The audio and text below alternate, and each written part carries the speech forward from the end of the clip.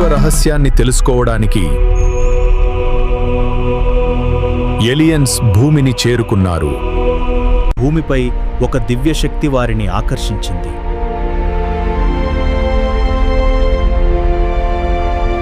వాళ్ళు వెతికింది శక్తి కాదు, శక్తి మూలం. మేం విశ్వాన్ని జయించడానికి శక్తి కావాలి. విశ్వాన్ని జయించేది శక్తి కాదు, శాంతి. అహంకారం నాశనం చేస్తుంది, సమత సృష్టిస్తుంది. దేవుడు భూమిపైనే కాదు, ప్రతి హృదయంలో ఉన్నాడు.